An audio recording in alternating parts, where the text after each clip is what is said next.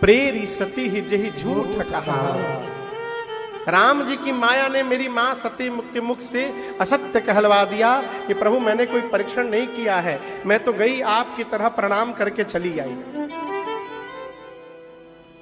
कई बार जीव न चाहते हुए भी उसके द्वारा व्यवहार हो जाता है, वो चाहता नहीं है करना। और एक बात और याद रखिएगा, जो यदि किसी व्यक्ति से किसी अपने से कोई गलत व्यवहार हो गया, इसका मतलब ये नहीं कि वो गलत आदमी है। कई बार स्थिति परिस्थिति कुछ ऐसा व्यवहार समय कुछ ऐसा बनता है कि न चाहते हुए भी व्यवहार हो जाता है। कहो सती की मैया के मुख से सत्य निकल गया और भगवान शिव ने त्याग कर दिया। और आपको बताऊं, बाबा ने इसलिए त्याग नहीं कहा किया कि मां ने झूठ कहा। अभी जो आपसे कह रहा था, न चाहते हुए भी करना पड़ता है। भगवान शिव सोचे सती ने मेरी मां का रूप बनाया, आज के बाद जब जब दिखाई देंगी तो याद आएगा कि इन्होंने मेरी मां का रूप बनाया। और जिसको देखने पर मां याद आएगी, उसके भीतर मां दिखाई पड़ेगी, तो उसके साथ में गृहस्थ धर्म का निर्वाह कैसे करूंगा। बाबा सोचे त्याग भी नहीं सकता हूं, प्रिया है, छोड़ भी नहीं सकता हूं, इनके साथ रह भी नहीं सकता हूं। परिणाम शिव संकल्प कीन्ह मन एहि तन सती भेंट मोहिना। जब तक सती शरीर में है, आज के बाद मेरा कभी भेंट होने वाला नहीं है। आगे बढ़े, कैलाश गए, 87,000 वर्ष तक समाधिस्थ रहे। मां समाधि से बाहर जगी, पिता के घर के यज्ञ का पता चला, लेकिन फिर स्वभाव वही है। अभी अभी हम लोग सरकार कल कथा पूरी किए हैं धनबाद झारखंड में। परसों की कथा में एक बात आई कि जीवन में प्रयास करिए, जो लोग आपके साथ जुड़ रहे हैं वो आपके प्रभाव में आकर न जुड़े, वो आपके स्वभाव में आकर जुड़े। क्योंकि प्रभाव देख करके जो जुड़ेगा ना, वो तभी तक रहेगा जब तक प्रभाव रहेगा। आप डीएम बन जाइए, किसी जिला के आप डिस्ट्रिक्ट मजिस्ट्रेट बन जाइए, डीएम बन जाइए, फिर देखिए रिश्तेदार माटा नियर रिश्तेदार जुटेंगे। माटा समझते हैं? माटा आप लोग कौन कौन माटा देखे हैं? माटा बाकी लोग भी देखे, तू बाबू नाई के लिखा देख ले। माटा आम का पेड़ देखे हैं? आम के पेड़ पर 2 तरह के चींटा होते हैं, चिंटी ना चींटा, बड़का बड़का, एक काले रंग का और एक लाल रंग का।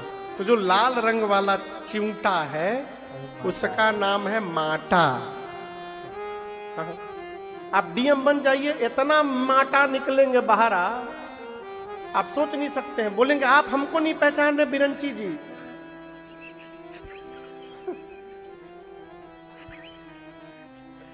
आप हमको नहीं पहचान रहे, हम आपके फूफा के, दामाद के, जीजा के, साला के, पोता के नाना है। अब खोजिए रिश्ता। आज तक कहां थे आप? आज तक कहां थे? अरे पूरी में ही थे।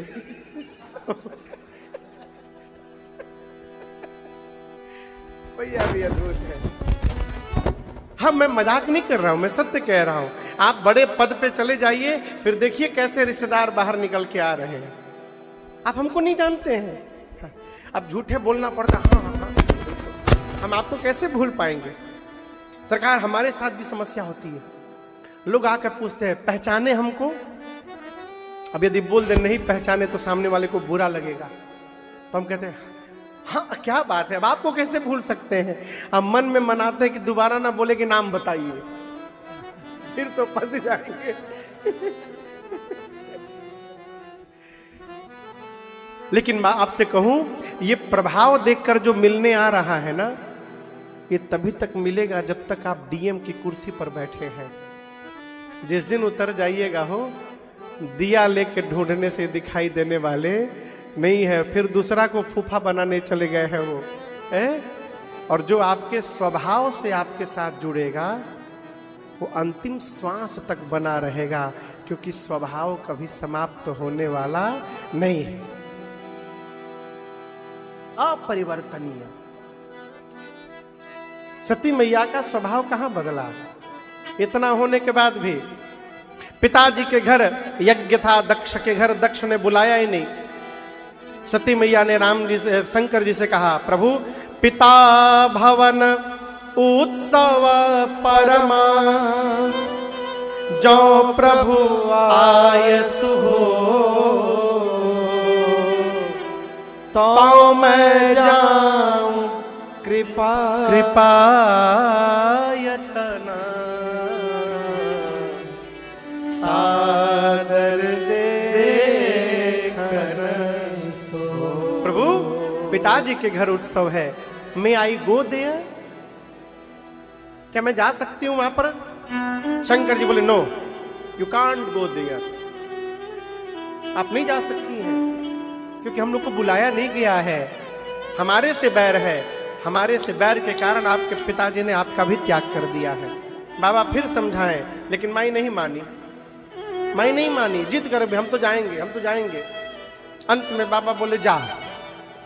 सरकार एक महात्मा कह रहे थे, वो स्वामी जी लिखे हैं, क्या है दोहा का है, विदा कीन त्रिपुरार दिए मुख्य गण संग तब विदा कीन त्रिपुरार। मुख्य गणों को साथ में लगाकर शंकर जी विदाई कर डाले, जा, हमेशा के लिए विदा कर दिए। पर आप सब जानते हैं पिता के घर में पति के प्रति जो व्यवहार हुआ था, मां सती बर्दाश्त नहीं कर पाई है? अपने पति का अपमान पिता के घर में मां सती देख नहीं पाई, और सती मैया ने इसलिए शरीर का त्याग नहीं किया कि मेरे पिता ने मेरे पति का अपमान किया है। मां ने इसलिए शरीर का त्याग किया कि क्या मुंह लेकर के जाऊंगी अब मैं वहां पर। इतना मना करते रहे, मैं नहीं मानी, जिद करके आई, और मेरे पिता ने मेरे पति का अपमान किया है। अपने कर्म बोध को जान करके, ग्लानि में डूब करके, और मां सती ने योगाग्नि में शरीर को शांत कर दिया। और यही सती मैया जब शरीर त्यागने लगी तो भगवान राम से कहती हैं, प्रभु कृपा करिए मुझ पर, है किस बात की? अगली बार भी जब मैं जन्म लूं तो बाबा के ही चरणों की दासी बन करके जन्म लूं, इसके अलावा मुझे आपसे और कुछ नहीं चाहिए। मां ने कहा है, सती मरत हरिसन परमांगा, सती मरत हरिसन परमांगा, जन्म जन्म शिव पद अनुरागा, जन्म जन्म शिव पद अनुरागा,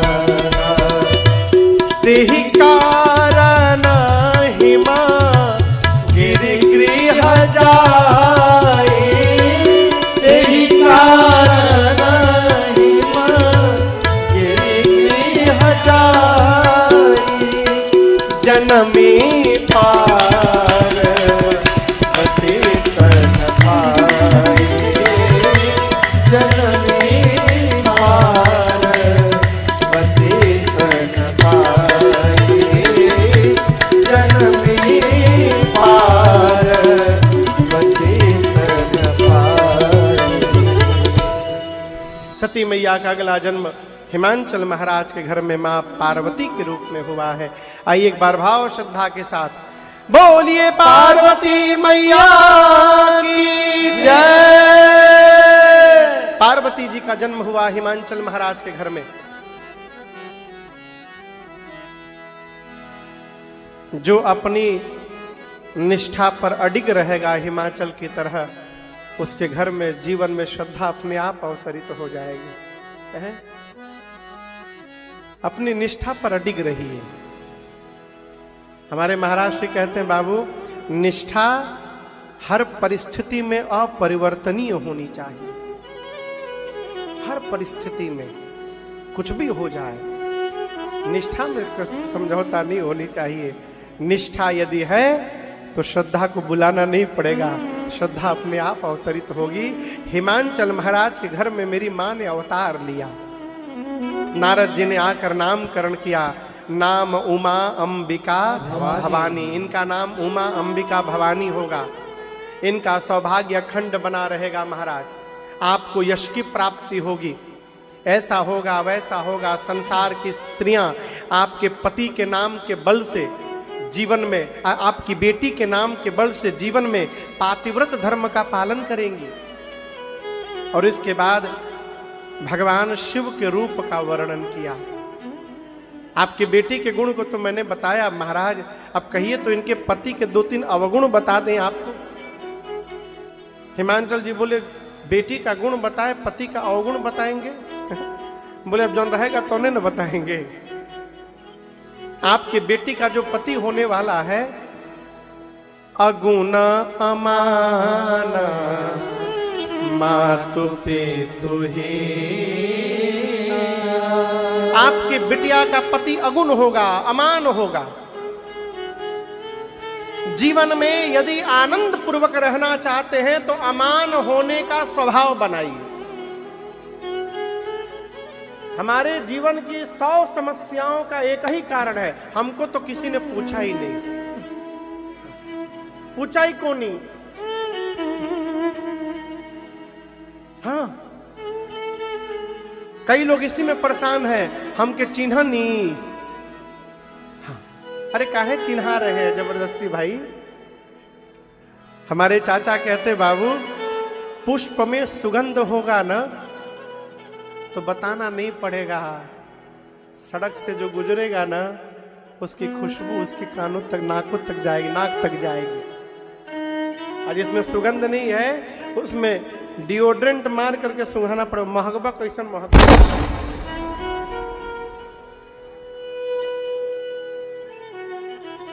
ये जानते हैं क्या सरकार, हम भी सोच रहे थे इतना लेट काहे हो रहा है। आप जानबूझ के नहीं तो बजाए। जानते क्या है, बाबा के बाराती एंट्री किए हैं। बाबा के बाराती आ गए, धीरे धीरे सब पहुंचेंगे। अभी सरकार में अपना अनुभव बता रहा हूं। 16 वर्षों से राम कथा गा रहे हैं, एक भी ऐसी कथा नहीं हुई जिस कथा में शिव विवाह के दिन साउंड से भड़ाम भड़ूम की आवाज न निकले। कितनो बढ़िया साउंड क्यों न लग जाए। और छोड़िए सरकार, विदेश में भी बसता है पूरा हाईटेक साउंड सिस्टम, लेकिन उस दिन वहां भी शिव विवाह के दिन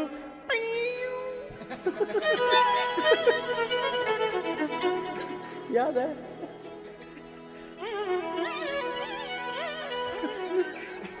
सब साउथ इंडियन भूत आ रहे हैं सब। जय हो, जय हो। यही आनंद है। देखिए, जो हर परिस्थिति को आनंद में बना ले, यही भगवान की भक्ति है और यही भजन है। अब यही पर हम भड़कते, कैसे बजा चुई से बीच में। हम इस जो बजा इसमें हम गुस्सा भी हो सकते थे विनोद जी पर, लेकिन अब हम गुस्सा उस्सा नहीं होंगे भाई किसी पर। हम समझा लिए अपने को। ये हम लोग का तो विनोद है, ये नहीं, आपको नहीं बोल रहा हूं, आपसी व्यवहार है। हाँ।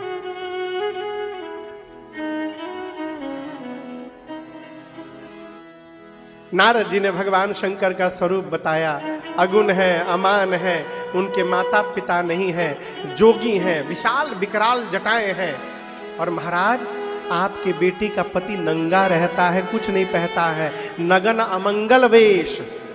और मैं ऐसा नहीं बोल रहा हूं, आपकी बेटी की हाथ की रेखाएं बोल रही हैं, इनको ऐसा ही पति मिलने वाला है। अस्य स्वामी एही कहाँ मिले, परे हस्त हाथ की रेखाएं बता रही हैं कि इनको ऐसा ही पति मिलने वाला है। और कहा मैंने जो जो लक्षण बताए हैं ये सारे के सारे लक्षण केवल भगवान शिव में हैं। और आपको बताऊं कोई भी गुण आप ये नहीं कह सकते कि ये सद्गुण है और ये दुर्गुण है। शंभू बाबू, मिंटू भैया, ध्यान से सुनिएगा राजकुमार जी, कोई भी गुण आप ये नहीं बोल सकते कि ये सद्गुण है ये दुर्गुण है। एक गुण है उसका नाम है संतोष। क्या नाम है? जोर से बोलिए थोड़ा। संतोष। यदि ये संतोष ब्राह्मण के पास पहुंच जाए तो ब्राह्मण के लिए संतोष सद्गुण हो जाता है। और यही संतोष राजा के पास चला जाए तो राजा के लिए संतोष दुर्गुण हो जाता है। राजा को संतुष्ट नहीं होना चाहिए, राजा को हर समय अपनी सीमा के विस्तार में लगा रहना चाहिए।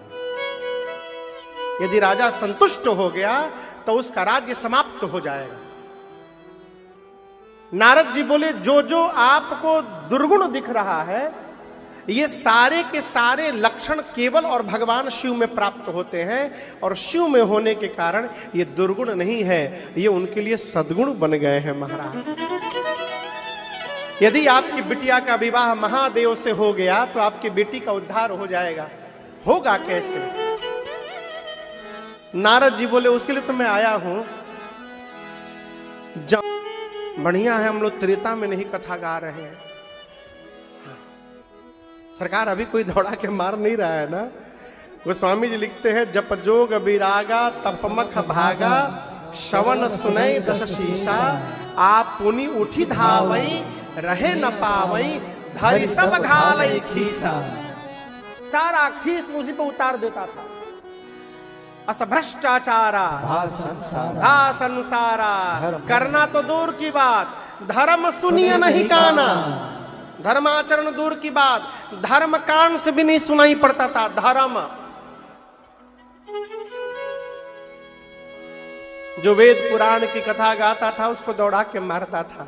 ते ही बहु विधित रासई देश निकासई जो कहा वेद पुराण। तो त्रेता बढ़िया कि कलयुग बढ़िया? आप लोग बोलिए। कलयुग बहुत बढ़िया है, इसलिए कभी कलयुग की बुराई मत करिएगा। दूसरे का घर 10 करोड़ का है, उससे क्या मतलब? आपके लिए आपकी झोपड़ी सबसे अनमोल है, क्योंकि इसी झोपड़ी ने आपको छत दिया हुआ है। हाँ भैया, अपनों की प्रशंसा करने का स्वभाव बनाइए। अपने की प्रशंसा करने का स्वभाव बनाइए। हमारा सबसे अच्छा है। हमारे गुरुदेव भगवान कहते हैं सरकार दूसर के लड़का कन्हैया ही क्यों न हो जाए, अपने किस काम का। हमारे लिए तो हमार बकलोलवे कन्हैया जैसा है, हमारे वही काम आएगा वो। हाँ, इसलिए खैला पीला हो, खा पी के मोटाए के बाद बहुत जिम न जिम ली। जिमना समझते हैं? जिमना, जिमना मतलब खाना। हाँ, बहुत जिम ना करिए नहीं तो जिम जिम लेगा। आनंद में रहिए हो। मुझे एक बात नहीं भूलती सरकार, कानपुर में एक बार एक लोग के घर हम लोग गए थे। महाराष्ट्र थे, मैं था। सवेरे सवेरे का समय था, हम लोग बाहर बैठ के चाय पी रहे थे। तो बाहर सड़क पर सुबह सुबह का समय था तो लोग दौड़ रहे थे। तो जिनके घर गए थे वो अपने पिताजी से बोले बाबूजी ये कोई मरने वाले नहीं है, ये जितने दौड़ रहे हैं सुबह सुबह इनमें से कोई नहीं मरेगा, सब अमृत पी के आए हैं। अरे भगवान शरीर दे, खूब चकाचक आराम करिए, आनंद करिए। सुबह सुबह उठ के दौड़ रहे, क्या कुत्ता जीता दौड़ रहे, वैसे बोले कुत्ता जीता दौड़ रहे, हम ऊपर है, मरेंगे नहीं, तब मरेंगे। उनकी बात मुझे याद आ गई। शरीर संतुलित रहे उतना व्यायाम करिए, प्राणायाम करिए। इतना ना फिगर मेंटेन कर लीजिए कि जे आवे कहे बाबू कोनो बीमारी भइल बा का, बेराम बाड़ा का बाबू। हाँ हाँ, आप बुरा न मानिएगा, मैं व्यवहारिक बात कर रहा हूं। खा पी के पहले के जमाने में जिस लड़का का तोन निकला हुआ रहता था, लोग कहते देखा खैला पीला घर के लड़का बा। आजकल के बच्चों को देख लगता है कुपोषण के शिकार हो गए, खाने नहीं मिल रहा है। अभी तो एक आदमी हमको मिला, वो हर खाना को सरकार हर अपने भोजन को तराजू खरीद के लाया, इलेक्ट्रिक वाला कटोरी में सब हम देखे, कटोरी में सब्जी है, सरकार उस पर रखकर वजन करते हैं, फिर उसको फोटो खींचते हैं, एक ऐप में डालते हैं, उसमें लिखते हैं इतना वजन है। अब वो बताता है इसको खाइएगा तो इतना कैलोरी मिलेगा, फिर वो कागज में नोट करते हैं इतना कैलोरी, अब वजन कर कर के खाते हैं। हम एक दिन उनकी संगे खाएं, अगले दिन बोले बाबू हमरा के आगे अलगा बिठा दो, हम तो मर जाएंगे इनके साथ खाते खाते, इन अपने खाएंगे ना हमको खाने देंगे। एक महाकंजूस आदमी था, सब्जी एक बार बनता था तो 3 दिन चलता था, कहें 2 दिन सूंघ सूंघ के खा लेता था वो। सत्य बता रहा हूं, सब्जी बन जाए सरकार उसको सूंघ के रोटी हिला करके खा ले, बोले इसका सुगंध रोटी में चला गया है, खा ले। उसके घर 5 लोग आ गए एक दिन बिना बोले, भोजन का बेला था, 5 लोग बोले अब कहाँ जाएंगे, आप ही घर प्रसाद पाएंगे। अब सोचा 1 सप्ताह का भोजन तो ये सब खा जाएंगे हमारे। अपनी पत्नी के पास गया, वो बोला भीतर सुनो, थाली में थोड़ा सा सब्जी और 1-1 रोटी देना, हम भी साथ में बैठेंगे वहां पर, 6 लोग 6 थाली निकालो, दोबारा जब रोटी लेके आना ना तो सबसे पहले मेरे पास आना और हमसे देना मत, हमसे पूछना कैसा भोजन बना है और 1 रोटी लीजिए। इसी तरह बोलना कैसा भोजन बना है और 1 रोटी लीजिए। पत्नी बोली ठीक है।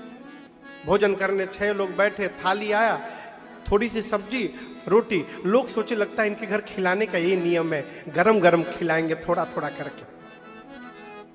सब लोग रोटी पाए, तब तक उसकी पत्नी प्लेट में रोटी लेकर के आई, अपने पति से पूछी कैसा बना है जी और रोटी लीजिए। बोला अमृत, अमृत बना है, अब जो रोटी लेगा वो कुत्ता।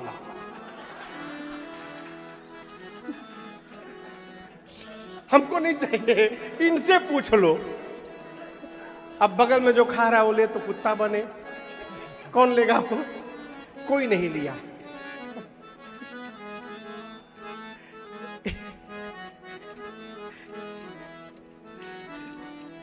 बड़ी कथा है माई बाप, इसलिए जिम करिए, लेकिन इतना मत करिए कि जिम जाए। हाँ, खा पी के शरीर चकाचक बना रहे, शरीर ऐसा हो कि लोग देखे तो हमको देखकर उसका टेंशन दूर हो जाए। ऐसा ना कि चेहरा बना के जाए कि खुद टेंशन में आ जाए, कहा भाई बाबू के। हाँ, हम आपको नहीं बोल रहे हैं, हम व्यवहारिक बात कर रहे हैं। हाँ। ताड़कासुर का जन्म हुआ, उसने तपस्या करके भगवान शंकर ब्रह्मा जी से वरदान लिया कि भगवान शिव के तेज से जो संतान जन्म ले उसी के हाथों मेरी मृत्यु हो। क्यों? सोचा बाबा समाधि में है, पत्नी है ही नहीं, बेटा है ही नहीं, समाधि से आ भी जाएंगे बाहर तो पत्नी नहीं तो बेटा कैसे होगा, मैं अमर हो गया। लगा देवताओं को त्रास देने, इंद्र पहुंचे ब्रह्मा जी के पास। ब्रह्मा जी बोले देखो कन्या विवाह के लिए तैयार है, आप लोग केवल दूल्हे को समाधि से बाहर निकालिए। कामदेव को भेजा गया है शिव समाधि से बाहर निकालने के लिए बाबा को। कामदेव गए, प्रभाव का विस्तार करके कोई प्रभाव नहीं पड़ा। काम के पत्तों के पीछे छिपकर भगवान शंकर के हृदय में बाण उतार दिया। जैसे बाण लगा, बाबा लगे देखने किसने मारा मुझे बाण, सौरव पल्लव मदन बिलोका भयौ को त्रैलोका। जैसे कामदेव पर दृष्टि पड़ी, ताबसीवती सर नयन उधारा, चितवत काम भयउ जरि छारा। चितवत काम भयउ जरि छारा। चितवत काम भयउ जरि छारा। बाबा का तीसरा नेत्र खुला, कामदेव उसी समय वहीं पर जल के भस्म हो गए। हाहाकार मच गया हो। कामदेव की पत्नी रति रोते रोते आई, बाबा को दया आई। बाबा ने कहा रति जाओ, अब ते रति तव नाथ कर होई ही नाम अनंग। बिनु बपु व्यापे सब ही पुनि सुनु निज मिलन प्रसंग। आज के बाद तुम्हारे पति का नाम अनंग होगा। और मिलेंगे कब? जब काम पड़ेगा तभी दिखाई पड़ेंगे, आप ऐसे दिखाई नहीं देंगे। तो सामने वाला जानता जानता लगता कोनो काम बात तबे हमारी याद आइल बा। इसलिए प्रसंग कह रहा है, जिसको अपना मान रहे हैं अथवा जो आपको अपना मान रहा है, उसके घर बिना काम के भी आते जाते रहना चाहिए और ऐसे भी उससे बात करती रहनी चाहिए। देवता लोग गए, बाबा ने पूछा काम बताओ क्यों आए हैं? ब्रह्मा जी बोले प्रभु ये जितने देवता हैं ना, आपका विवाह देखने के लिए पागल हो रहे, उत्साह में है। कौनों देवता को शंकर जी के विवाह से कोई लेना देना नहीं, इसलिए विवाह कराने आए हैं कि विवाह के बाद जो लड़का होगा वही मारेगा तारकासुर को। बाबा तो सब जान रहे हैं, लेकिन जानकर भी जो मुस्कुराए वही महादेव है। बाबा ने कहा ठीक है चलो तैयारी करिए आप लोग। सप्तऋषि गए, मुहूर्त लाकर ब्रह्मा जी को दिए। वैशाख महीना शुक्ल पक्ष पंचमी तिथि दिन गुरुवार का निकला। ब्रह्मा जी बोले सभी देवगण तिथि याद रखिए, बृहस्पतिवार के दिन। कौन दिन? बृहस्पतिवार। बृहस्पतिवार के दिन गुरुवार को ठीक 5 बजे शाम को बाराती बन के कैलाश पहुंच जाइएगा। और यहां आकर फॉर्चूनर मत खोजिएगा। का फॉर्चूनर छोड़ो, टोटो ना मिली, इतना भीड़ बही जा। कहो इतनी भीड़ है बाहर में, रिक्शा मिल जाए तो समझिए बड़े भाग रिक्शा आज पावा। इतनी भीड़ है। कहो ब्रह्मा जी बोले सब लोग अपनी अपनी गाड़ी पर आइए, अपनी अपनी गाड़ी पर। आज तो हद हो गया ट्रेन में। हम लोग सरकार सुबह 6 बजे हमारी ट्रेन थी हावड़ा से, स्टेशन में पहुंच गए। पहले तो मजे की बात आपको बताएं, जैसे हम लोग स्टेशन में उतरे 10 मिनट 6:10 में ट्रेन थी, 6 बजे हम लोग गाड़ी से पहुंचे स्टेशन। विनय जी थे, मैं था, महाराज जी थे। सामान लिए, तब तक बोला वंदे भारत 18 नंबर से खुलेगी। तो हम लोग वंदे भारत सोचे वही वंदे भारत है, उसी से आना है। हम लोग दौड़ दौड़ के सरकार 18 नंबर में बीच प्लेटफॉर्म पे बोगी था, E1 गए, उसमें चढ़ गए। मेरे सीट पर 48 नंबर पर एक बहन जी बैठी थी। हम बोले बहन जी खाली करिए हमार सीट। वो बोली हमार सीट है। हम बोले अच्छा बहुत सुंदर, टिकट देखिए। तो टिकट देखी, बोली हमार सीट है। हमू अपन देखें। फिर पूछी बहन जी कौन वंदे भारत? हम बोले 2-3 ठेका। हम पूछे कहाँ जाने वाली है? बोली ये तो राउर केला जाने वाली है। हम कहा बाबा बन गई काम। हम बोले हमको तो टाटा, हमको तो पूरी वाले में जाना है। अब 5 मिनट बचा है ट्रेन में। कितना बचा है? 5 मिनट। अब जल्दी सामान लेके हम लोग कूदे। महाराज जी धोती ऊपर करके सूटकेस लेके दौड़ पड़े हैं।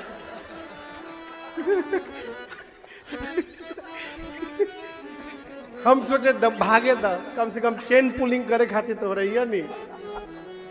अब पुलिस वाले भाई से पूछे 5 मिनट बचा है।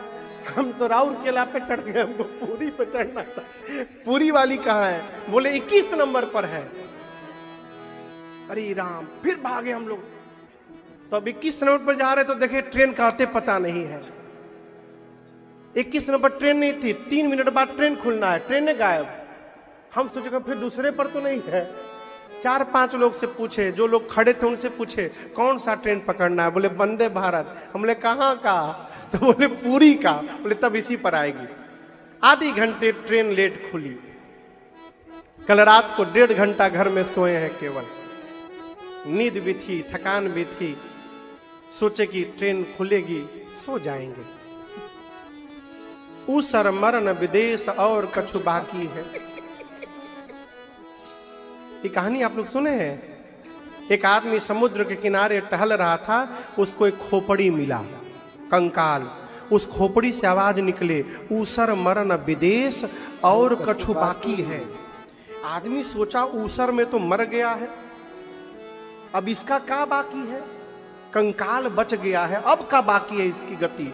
देखने के लिए वो कपड़े में बांधा खोपड़ी घर ले जाकर ऊपर बक्से में छिपा के रख दिया। पत्नी को नहीं बताया। रोज पत्नी से छिप के बक्सा खोल के देखता था, उसकी कोई गति तो नहीं हुई, कौन सी गति बाकी है। एक दिन पत्नी ने उसका देख लिया, उसकी पत्नी ने देख लिया, लगता है कुछ छिपा के रखा है। जैसे बाहर निकला, बक्सा खोली तो खोपड़ी, पता नहीं राम नाश दिया घर को, मेरे घर में खोपड़ी लेके रखा है। खोपड़ी उठाई, ओखल में डाली, ले मूसर मार के उसका पाउडर निकाल दी। तब तक उसका पति अब, ओहो यही बाकी था इसका। यही बाकी था जो तब से बोल रहा है, और कछु बाकी है, बाकी है, आज पूरा हो गया। तो वही हम लोग के साथ हुआ। ऊसर मरण विदेश और कछु बाकी। दौड़ते दौड़ते दम फूल गया। ट्रेन आई तो सोचे कि 5-6 घंटा तो सोइए लेंगे। 5 माता जी लोग मिल गई। 5 हावड़ा से बोलना शुरू की हैं, पूरी उतरते तक बोली हैं वो लोग। इतना तेज बाबू। फिस्टी में क्या बनेगा, फिस्टी पार्टी में क्या बनेगा, कौन कौन मेनू में आइटम रहेगा, किस आइटम में चीनी ज्यादा हो जाएगा तो क्या होगा, नमक ज्यादा हो जाएगा तो क्या होगा, टिकट कैसे मिलेगा। इसके बाद हम सुन रहे हैं सीता को इतना कष्ट झेलना पड़ा, तो हम लोग आमा का तो झेलते ही हो बे, हमरा जावो को था। बर्दाश्त करते करते लगा अभी सर फट जाएगा। 2.5-3 घंटा तो बर्दाश्त किए, फिर हमको नहीं रहा गया, तुम खड़े हुए, टीटी को बुलाए, बोले इनको चुप कराइएगा। तो बोले আমরা तो गल्प करबो। हाँ बोली আমরা तो गल्प करबो। हम बोले केनो करबो, আমরাও भाड़ा दिए थी। बोले भाई हम लोग भी टिकट का पैसा दिए हैं इसी सुनने के लिए। बोला इतना दिक्कत है तो प्राइवेट गाड़ी से जाइए। वो माता जी बोली, और सभी माताओं जी का उम्र 65 साल प्लस था। हम तो ये सोच रहे थे बाप रे बाप, ये लोग जब जवान होंगी तब का हालत होगा। मैं सत्य बता रहा हूं सरकार, 5 माता जी लोग 65 पार थी। 1.5 घंटा बोलती थी, 5 मिनट खाती थी, फिर शुरू। हम तो एक जो खाना वाना देते हैं ना, उनको बोले थे कि भैया हर 5 मिनट पर कोई खाने का आइटम ले आओ यहाँ पर, कम से कम खाते रहेंगे तो चुप तो रहेंगे उतनी देर।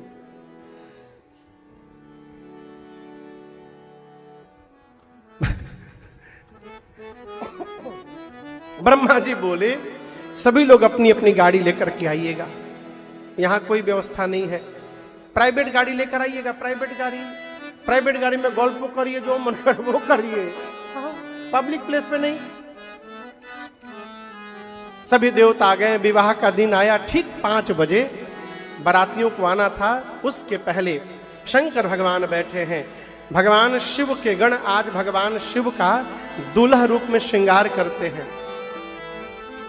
आइए हम और आप मिलकर उड़ीसा भगवान श्री जगन्नाथ की शरण में बैठकर भगवान शिव का दूल्हा रूप में श्रृंगार करते हैं। एक भोजपुरी में पद है, सुनाए। आप में से कई लोग को समझ में नहीं आएगी। भगवान शिव पहले से गोरे, ऊपर से भस्म लगा और विकराल रूप हो गया। सिर पर गंगा देव नदी, ललाट पर दूज के चंद्रमा है, गले में हलाहल विष है, एक हाथ में त्रिशूल, एक हाथ में डमरू। एक ने कहा कि गला सुना लग रहा है, माला पहनाना चाहिए। गुलाब का माला लाया जाए। शंकर जी बोले मुरझा जाएगा। बोले चंपा चमेली का, बोले वो भी मुरझा जाएगा। मैं मुरझाया हुआ माला नहीं पहनूंगा। एक गण ने कहा प्रभु हम एक ऐसी माला जानते हैं बनाना जिसकी लाइफ टाइम गारंटी। बोले बाबा वही लाओ। गया 50 खोपड़ी ले आया नरमुंड। एक पतले सांप में सभी खोपड़ियों को डाला, सांप का सिर पूंछ बांधा, बाबा के गले में पहना कर बोला प्रभु एक बार इनको देखिए आप, कितना सुंदर हंसता हुआ चेहरा है ये, आप जब भी देखिएगा हंसते हुए दिखाई पड़ेंगे, ये कभी मुरझाएगा ही नहीं। बाबा बोले यही तो ढूंढ रहा था मैं, खोपड़ी की माला पहन लिए। खड़े हुए गणों ने देखा कि कमर में कुछ पहने नहीं है, नग्न वेश में है। शंकर जी बोले हम तैयार है। गण बोले कहां तैयार है, इस रूप में चले जाइएगा बवाल हो जाएगा वहां पर। कमर में बागंबर लेके लपेटा और एक पतले सांप से गण ने बांध कर सांप से पूछा तुमको और कोई काम नहीं है ना, और कोई काम नहीं है तुम्हारे जिम्मे में, क्योंकि स्पेशल जगह ड्यूटी लगा है। सांप बोला कि बारात निकलने के बाद पहला आइटम हम ही को करना था वहां पर। बारात निकलेगी तो डांस का प्रैक्टिस मैं ही किया हूं, पहला परफॉर्मेंस हमारा ही है। गण बोला परफॉर्मेंस भूल जाओ, तुमको बहुत इंपॉर्टेंट परफॉर्मेंस पे लगाया गया है, उस परफॉर्मेंस में हिलना था, इस परफॉर्मेंस में हिलना ही नहीं है। जब तक भगवान शंकर विवाह करके वापस न लौट आए हिलना मत यहां से। क्यों? तुम तनिको चुदुर बुदुर किए, समझे, तनिको यदि हिले तो ये खुल जाएगा। अब सब इज्जत तोहरे हाथ में बा। गण बोला ये बात है तो मैं बाबा के लिए बिल्कुल नहीं हिलूंगा। डोंट वरी बी हैप्पी, मेरी बदले आप लोग नाचिएगा। एक हाथ में त्रिशूल एक हाथ में डमरू लेकर बाबा खड़े हुए। देखे मेरे, देखे आपन लड़का कैसनो भोजन बना देना अमृत लगता है? बाबा देखिए हमारे बच्चों ने हमारा इतना दिव्य श्रृंगार कर दिया हो, बाबा गदगद हो गए हैं। प्रसन्न रहना भी एक स्वभाव है।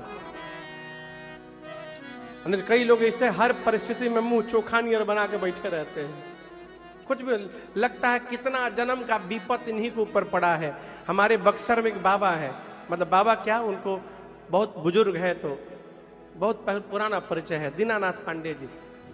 एक बार मैं गया था पिछले साल कथा करने, तो बोले जानता नहीं महाराज, मैंने बोले भोजपुरी में हिंदी में बता रहा हूं, मैं अपने दरवाजे खटिया पर लेटा रहता हूं, जो भी दरवाजे से क्रॉस करता है प्रणाम करता है, बाबा पाए लागी। मैं कहता हूं राजभोगा, राजभोगा मतलब राजा बन जाओ, राजभोगा राजभोगा।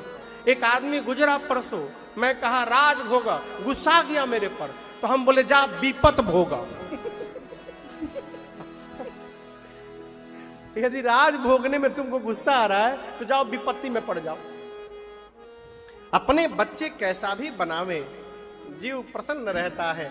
बाबा देखिए मेरे बच्चों ने इतना अद्भुत श्रृंगार किया मेरा, बाबा डमरू बजा के नाचने लगे। इतने में नंदी महाराज आ गए बाबा की सवारी, शंकर जी नंदी पर विराजमान हो गए। बोलिए दुल्हा सरकार की जय। अब जैसे 5 बजा देवता विद फैमिली पहुंचे बराती बनके, और देवताओं की देवियां शंकर भगवान को ढूंढते ढूंढते उनके पास पहुंच गई।